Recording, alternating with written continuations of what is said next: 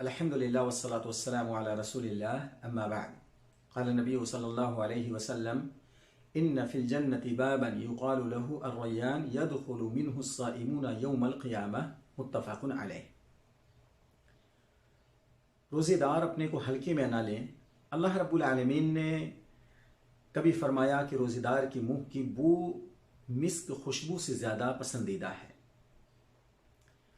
और ये फरमाना हदीस के अंदर कि रोज़ेदार के लिए दो खुशी है। इसी तरीके से आज जो चीज़ आपके सामने मैं पेश करने जा रहा हूँ, हदीस के अंदर नबी करीम सल्लल्लाहु अलैहि वसल्लम ने बयान फरमाया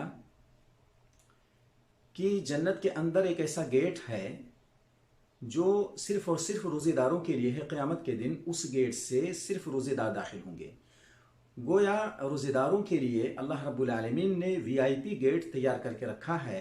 आज इस दुनिया में हम देखते हैं कि वीआईपी कोटा बड़े बड़े लोगों के लिए होता है, वीआईपी गेट होता है, वीआईपी होटल्स होते हैं, बहुत सारी चीज़ें बड़े बड़े लोगों के लिए यहाँ दुनिया में तैयार की गई हैं।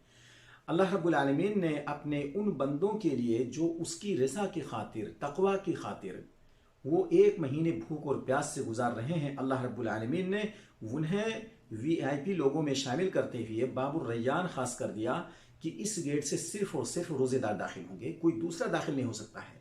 उस दिन पुकारा जाएगा ऐन साइमून, कहाँ है रोज़ेदार। और जब ये रोज़ेदार आ जाएंगे, इस गेट से एंट्री कर लेंगे, इस गेट को बंद कर दिया जाएगा, कोई दूसरा इस गेट से एंट्री नहीं कर सकता है। हम कितने खुश नसीब हैं कि अल्लाह रब्बुल आलमीन ने हमें इस्लामी घराने में पैदा किया, हम मुसलमान हैं, और इस्लाम के अरकान में से रोज़ा जो एक रुकन है उसको हम अपनी ज़िंदगी में फॉलो कर रहे हैं, और अल्लाह रब्बुल आलमीन के हुक्म के मुताबिक अपनी हलाल करदा चीज़ों को दिन के हिस्से में हम छोड़ देते हैं, और जब अज़ान मगरिब होती है तो उस वक्त हम जा करके खाना पीना शुरू करते हैं। अल्लाह रब्बुल आलमीन हमारे रोज़े को कबूल फरमा करके हमें उस गेट से अल्लाह ताला दाखिल होने का मौका दे, जिस गेट को अल्लाह रब्बुल आलमीन ने सिर्फ और सिर्फ रोज़ेदारों के लिए ख़ास करके रखा है।